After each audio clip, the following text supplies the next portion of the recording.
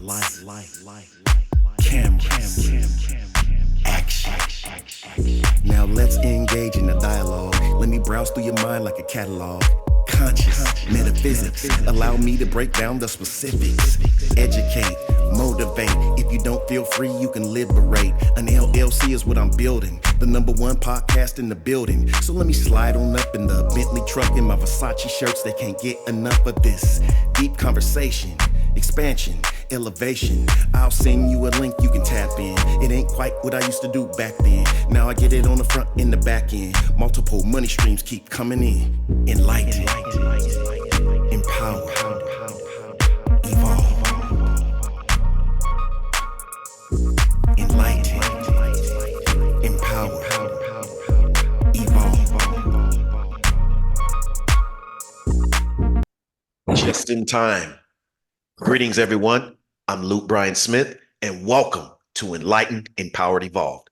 I know everything is going well, and everything is unfolding perfectly. I am super excited, and I had to add super in front of that today, and you'll know why in a few moments. But I have an amazing guest. And before I even say that, I talked about this amazing guest. I read off a few points from this amazing guest's bio to a coach of mine, a fitness coach, AKA golf swing technician. And he was just as excited as me. His name was Lacey Gennaro. So shout out to Lacey Gennaro. But my special guest is a keynote speaker, former federal prosecutor, CEO of Your Fitness LLC, a best-selling author, and just so much more. Without further ado, I introduce to you Lisa Charles. Oh my goodness. Thank Yes, you. yes. Thank you for that intro. And I am humble and just really happy to be here, to be joining you, to be creating some magic as we start this new year. Absolutely. And I must say that I am a firm believer that time is one of our most precious assets. And for you to take time out of your, what I'm sure is an amazing, busy life to be here with me on Enlightened, Empowered, Evolved, I just want to extend again my most sincerest gratitude. Well, thank you. And goodness gracious, to be a part of a show that is enlightening and helping people to evolve and helping and meeting people at their hearts where they are and helping them to, I guess, have an aspiration for the future and a pathway forward. Well, I'm very lucky to be here, my friend. Absolutely, Queen. That is very well articulated, and I received that amazing energy coming from you. I can feel it. Yes, so let's just get right into it. I am so, just as I mentioned prior to us going live, that I am excited about everything that's in your bio, about just you being here. But if you could please elaborate a bit on you being a former federal prosecutor. Now, I don't want to throw too much in there, but just a couple of ideas, maybe some challenges you may have faced as being a woman of color, an African-American woman, Black woman, just a woman, period. Triumphs that you experienced, or just give us just a little insight, a little peek in on how that was, I because love that's that. amazing. Oh, well, thank you. I'm going to receive that. So if I Right, open the curtain, or I like to say, take you to my stage, because my stage was the courtroom. right, I loved everything about the law since I was a little girl. And I knew from age 9 I'd be a lawyer. So I was a big fan of Perry Mason. And I say that because for me, my life in as a prosecutor was all about the stage. I loved two things. One, meeting people at their sometimes darkest moments and giving them a pathway, a light, a power to know that they could stand up and that whatever happened in their life didn't define them. So with right, that as really the backdrop of everything I did, I came into the law as a state prosecutor first, doing every kind of case you can imagine, but my specialty was child abuse and rape cases, and worked on that for a couple of years, but then advanced right into the federal system. So very different state in Brooklyn and the federal system. I was really recruited to the U.S. Attorney's Office for my interest in organized crime. I just had this interest in the history of it. I understood a lot about the different crime families. I had studied it, watched a lot of films on it. And then to be brought into that unit, that was my first unit federally. Right. You Right. asked a really interesting question. What was it like? Yes. Um, I think there was a couple of, I was tell two cities. There were people that didn't really understand how I, as a Black woman, was in the prosecution side. So I got a Right. little flack, honestly, from my Right. some segments of my community, not understanding that for me, people experience crime and they look like you and I, and they need someone that gives them a voice and that also meets them and helps them to get parts of their life back. And so some of that was me just really knowing exactly who I was in this role that I had taken. When I came federally, I was the only Black prosecutor in the office, male or Wow. female. Wow. And that existed for a couple of years into my tenure. If you can imagine prosecuting organized crime, um, in the lives of a lot of those people, they don't have a lot of Black people around, and the least of it Yes. would be someone that's trying to put them in jail. So my really biggest case, which was almost tried over 9 months, of one of the biggest crime family combination cases done in the history of my office. Um, about halfway through the trial, I found that I had very much annoyed a couple of crime families and they didn't want me to exist anymore. And so I had a Oh, shred wow. of my life for almost 5 months. So it was that was the truth of the work. So it became so much more than just the papers you push or what you do in the courtroom. It had such a really dramatic impact on my life. At the time, I had a very young son who was 2.5. Wow. And I was under constant guard for several months until the threats were off.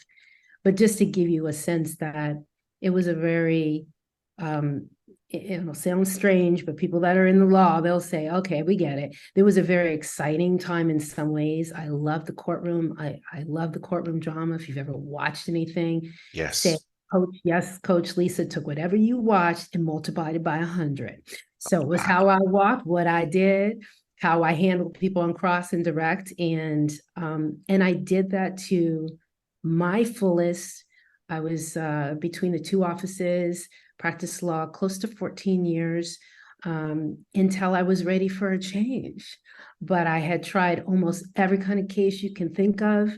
I had an absolute winning record in the federal system and never lost a case. And I took only the very difficult cases. So, and I ended up going into from organized crime into police corruption. So I ended with police corruption and helped devise a civil rights unit for my office. Wow. That was back Wow. in the 90s. There's no words I can describe what you just what you just said. Wow. And just congratulations on just you being who you are. And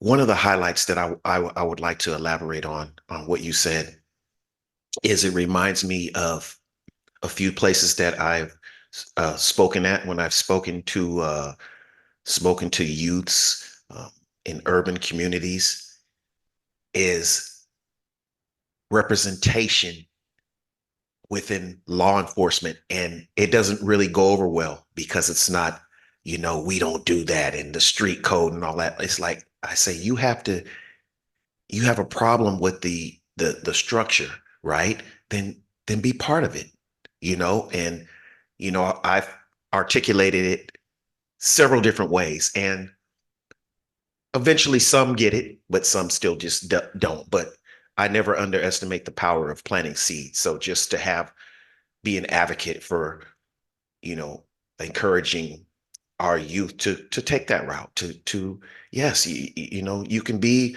a police officer or an attorney or anything to do with law to help instead of just complaining about it. And I'm not criticizing anyone because I've been on that side too, complaining. But now I think along the lines of when something bothers me, how can I figure out a solution or be a part of the solution? So, I I love it. think that's One of just the decision makers. Make yourself a decision maker. It's amazing what you'll see, and probably we share that in common. My entire tenure at both the DA's office and the U.S. Attorney's office, I spent a lot of time in schools and traveling and speaking, right. not just on, hey, this is a possibility for you if you want it, but Right. also on educating about what the law is and what rights you have and Yes, understanding how to stand up in a correct way for the things that you have and that are there for you and have been for you. But if you don't know what it is, you won't even know how to evaluate a situation. So I absolutely. love educating. So for me, like what, we'll talk about a few different careers, but I always had a through line. My through line was always, can I meet people? Can I elevate their life? Can I educate? And can I Yes. leave a legacy with whatever community that I'm in so that I leave them better than they were before, either in the knowledge that they have or just in the belief internally that they can take on a situation or do something that they didn't think possible. Wow. Wow. See, you're inspiring me just everything that you're saying right now, just to put it quite simply. But I want to be sure to try to touch on as much because you got so much. Can we talk about your best-selling author? Yes. Can you give us titles of your book and or books? And I yes, am loving this. So yes, yes, yes. I write. I've been published with a lot of different articles, a lot of different publications. But my baby is a book that came out just now 2 years ago. It is called Yes, Commit, Do, Live. And it is a roadmap, a guidepost, if you will, on how do you find true wellness. I call it from the top down, inside out. So it is not simply going to the gym or how did I eat or what did I, even did I sleep? It is a combination of how you are able to tie the brain and body together. right. And it was birthed from me having a tenure at Rutgers University as their fitness and wellness research coordinator, working in the Black community to Mm. kind of figure out why we are twice as likely to develop Alzheimer's and dementia. Oh, wow. So I took all that knowledge for 3 years, the groups I worked with, my years as a trainer and a wellness coach, and I combined both to really help educate all communities, but my heart to the Black and Brown communities in a way that people didn't realize or may not realize is important. So you'll see in my book, I talk about things like breathing. I talk about things like sleep. We tend not to breathe very well, very shallowly. You know, Yes. Yes. Let me interject really quick if I may, and pardon me. Yes, I've been made aware about that about myself too. So I have to catch myself, especially in a moment like this where I'm really listening and attentive. I'm breathing really shallow instead of, nice. I call but it the that is, DBD way. It's deep. yes, yes, because I also interviewed, I had someone on my show a couple of years ago. I can't recall her name, but that was actually her area of expertise was breathing and helping people get over certain breathing pitfalls and snoring and all that. So that's amazing that you're touching on that as well and finding out. Did you find out why we're more likely to have Alzheimer's, if I may ask? Yeah, so this was what the study was Oh, for. okay. Um, they were really looking at what is the impact on exercise on the Oh, okay. brain. And so this was people had brain scans in the front end, brain scans in the end, so you could actually see what happened to their brains over the length of the study during the course of doing exercise. So I came in not only to help lead the exercise portion at higher staff and help make sure that ran smoothly, but I also was bringing the wellness side to make sure that people, one, stayed with the study, felt the community of all the participants, and also got healthy in other ways. And Right. what we found in going to some of the neurology symposiums, it was fascinating. We sleep 2 to 3 hours less than any other group. Now, problem, and I'm sure in your field you'll find people that'll say, "Oh, I don't need sleep," or "I sleep when I die," or Hear it I've heard all the time. crazy things, but you do need sleep. And Yes. even if you don't outwardly feel it, but it's not that, it's the dividends that you're setting up for the future. And so our levels of Alzheimer's and dementia are increasing. It's increasing across the board, I should say. But one And of the things that they were thinking is our lack of sleep. yeah, I was about to say, and excuse me again, it's a direct connection to that, to Yes. lack of So sleep. And I just that have to say this name right now because he is going to watch this. Ernesto Oliveras. That's a dear friend of mine, but she's talking to you, Ernesto. need you now. I'm gonna put it out there because any shows that I go on, I always say is like my extended family and community. So anyone that ever wants to reach out to me or ask questions, I'm asleep. I really am a sleep maven. I help people find their sleep and their sleep rhythms to come back, because when I went to some of the neurology symposiums, which were fascinating, was just blown away when they said the most important thing out of all the things that we talk about, how you eat and movement, was sleep. Like, if sleep is not right, you are not healthy internally. That's how important it is. So one of the things I love is helping, and I speak on, is helping people develop this relationship with sleep. Like, don't think of it as a to-do, but think of it as it's something that is integral to you. So we elevate that, we nurture our relationships, and I can move people from a state of it's not really that important to something that they say, you know what, it is important. It's a focus, and it's amazing what you can see. You'll be able to move better. You have more energy.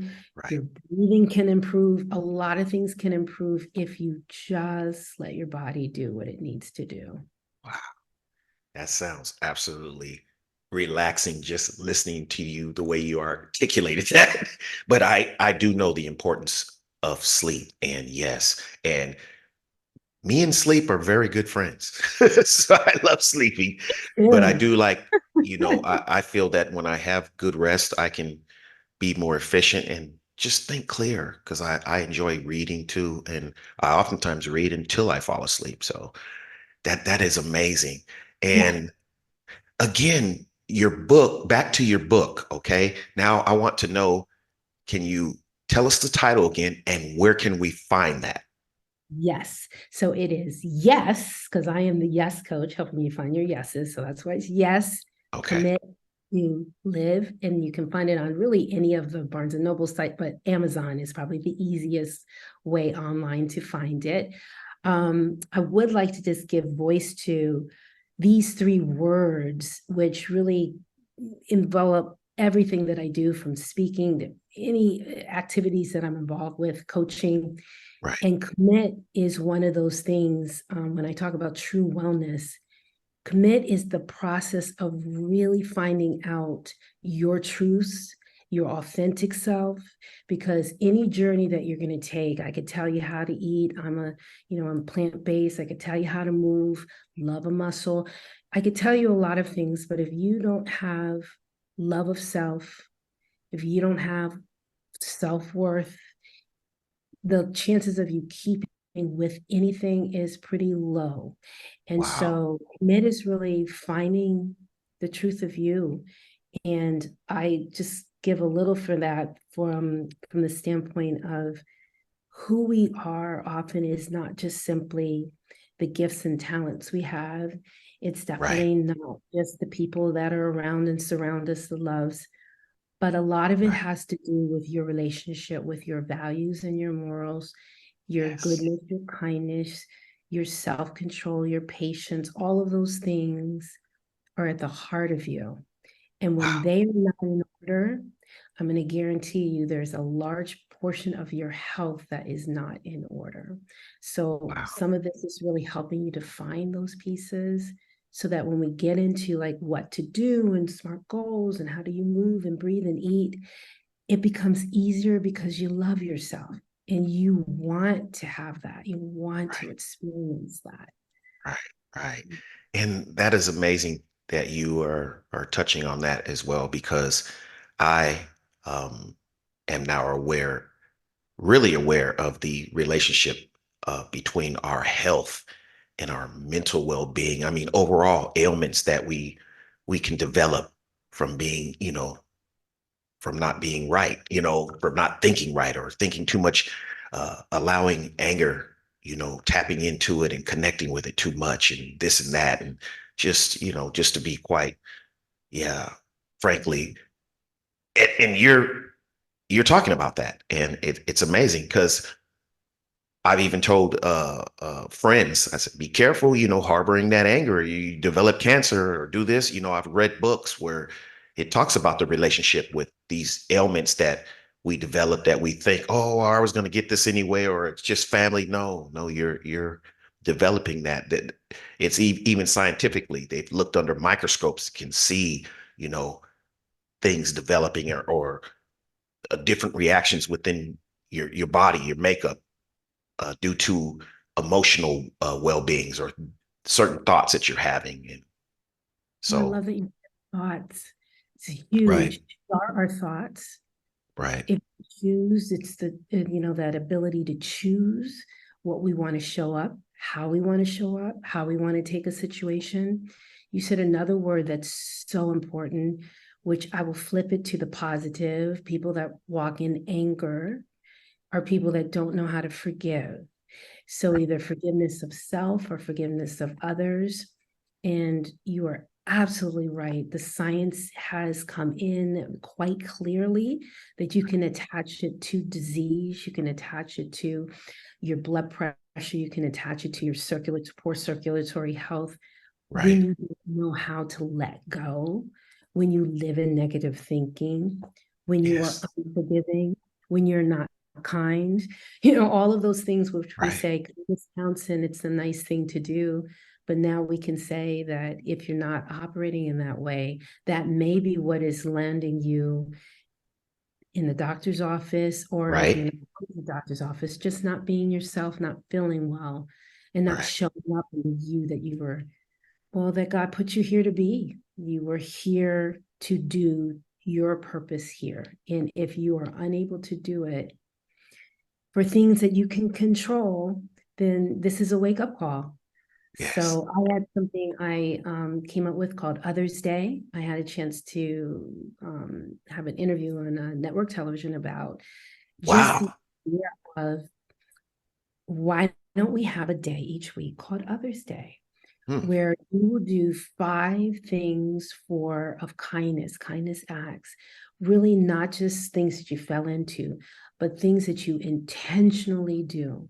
And Right, you'll start to find it'll be a habit and it'll be something that not only enriches your health, that's beautiful, and not even just the person that you're doing an act towards, but every single person that happens to see what you do can have a physical improvement. They can actually feel it internally, just seeing something kind. That's the power that we wow. all hold. Yes, yes. Oh, yes, I resonate with that as well. But if you don't mind me asking, what network were you on and where can we see this? Are Um, you on YouTube? Can we watch a recording of? right, you know what I'll do for your audience, I'll send a little clip for it. And so it's something that maybe you can post for it, but Yes, yes, absolutely. If you send me the link or yeah. uh, an attachment, I will incorporate it into the description of the segment so that people can go, as well as all the other web addresses that you've given me, and just incorporate that so you can just click right on there. I But would love it if people just spread that around. It was a really wonderful segment, as you did before, talking about the science behind everything too. right, So it helps people to know that yes, it's just a wonderful thing. This is the way we should live. But there's some real strong science and medicine right, behind the things and the choices we make. Right. And it also unleashes, I think, this kind of, well, wonderful endorphins through your whole body, but gives you the sense of freedom that you're not constrained anymore by whatever's happening at work or negativity that you're around. It frees you from that. Yes, And you get a yes. glimpse of what the world, which your life was meant to be. Right. And that is again is amazing because I've been really working on myself, what I like to call non-attachment. That means attaching myself and giving energy to every single thing and plaguing my mind with thoughts of something over and over that has already happened, which I feel in my perspective, my during my journey, I've witnessed that from other people too. It's like we keep something in our head, something that has already happened, can't be changed, instead of being present and letting it swirl around in our heads over and over. And that right there is toxic and poison as well, Absolute poison. and And it's so contributes. because we have a power. In part, I talk about this in the book, but my coaching is really helping people to corporate coaching and individual, but helping people to turn what was once negative to something positive, seeding for the future. Right, I think it's amazing you have the power to do that. right, And you and I were no different. We all have a series of negative thoughts. All humans do right, that flow through. It's just that you get to learn how to let it flow instead of pulling it down and holding on to it, putting emotion behind it, feelings, and then letting that couple with something else negative. And next thing you know, you're in what they call a little bit of a spiral right, or bad mood, you know. right, right, I've right, seen people say that's exactly what a bad mood is. It's a spiral of negative thoughts. right. So to be able to know that, wow, I can't control what goes through or crosses my mind, but I don't have to hold it.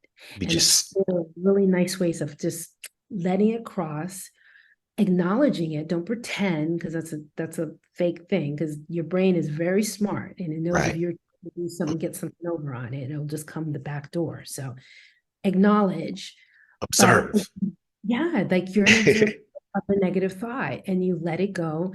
And then the other flip of it is you just flood it positive. So whatever that Right. negative thing, I don't know, something you did in the past, something you didn't say, or something you did say or didn't do. Usually people, that's what, you're wrestling with, shoulda, woulda, coulda. Instead of that, it's just like, okay, acknowledge that happened. I know I do better now. Boom. And I have done better now. And there's 5 things I can think of that show that I don't do it that way anymore and I've done better. I have a better relationship with that person. You start to neutralize it. Doesn't have the power over you anymore. Yes, that's key right there. It doesn't have power over you. What has power over you is, excuse me, whatever you give power to. And that goes for a lot of things. Words, what people say. I've been in scenarios where, someone has told me, "Oh, this person said that." And I say, and I say to them, "Well, how much do they mean to you?" Mm. First of all, nothing. I said, so why would anything that comes out of their mouth that isn't conducive to your peace mean anything to you? Why?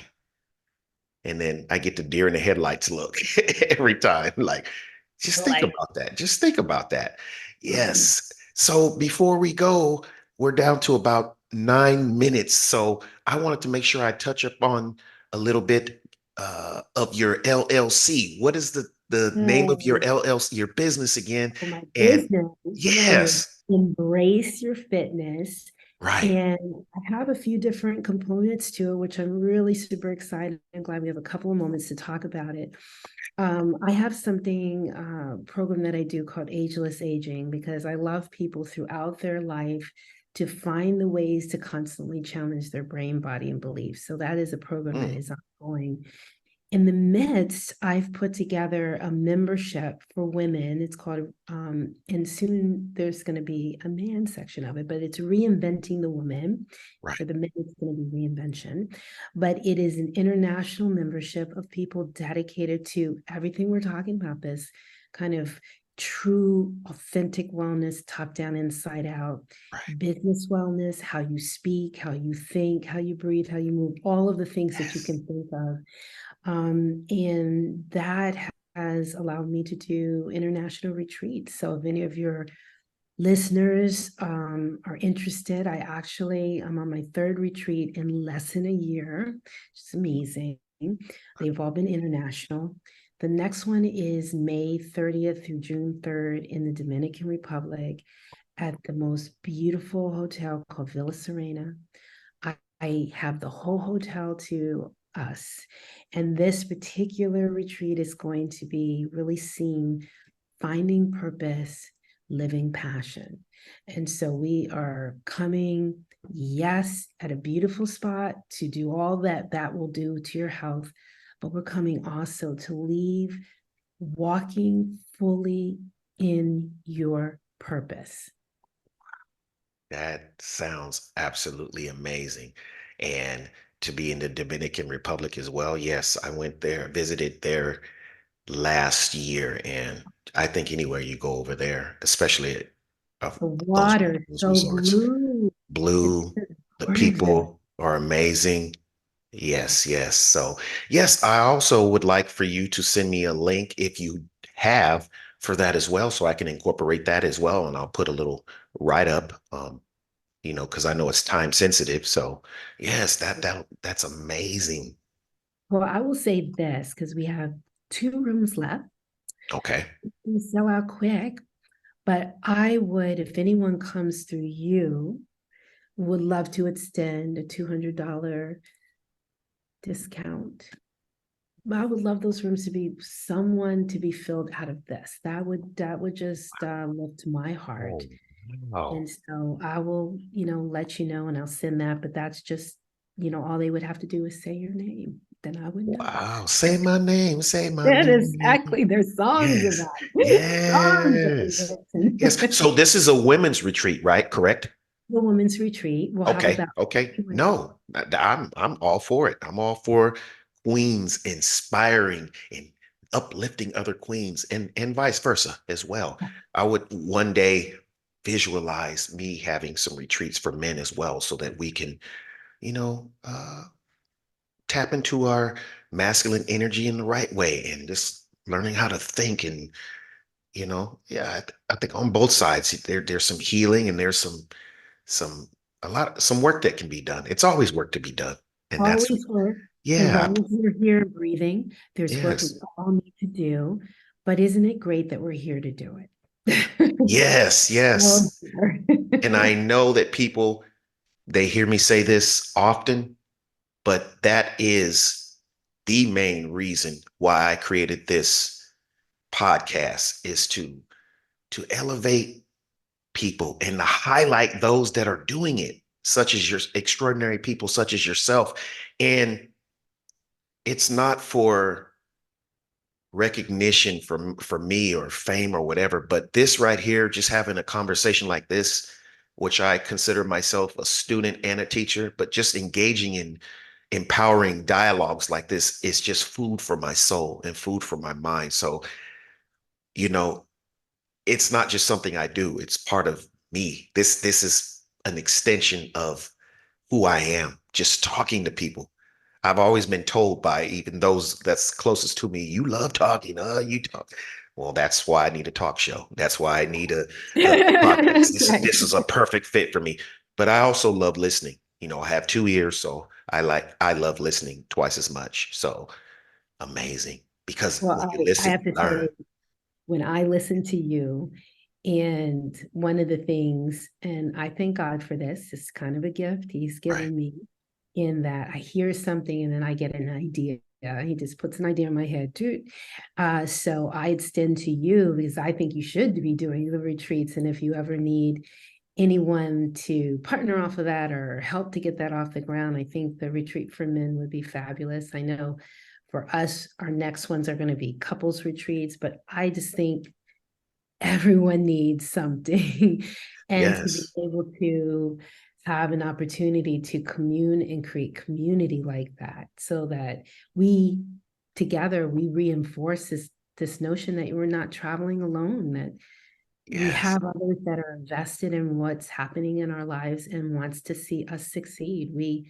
I can feel that's a mutual passion we share, helping people just to know they are not alone.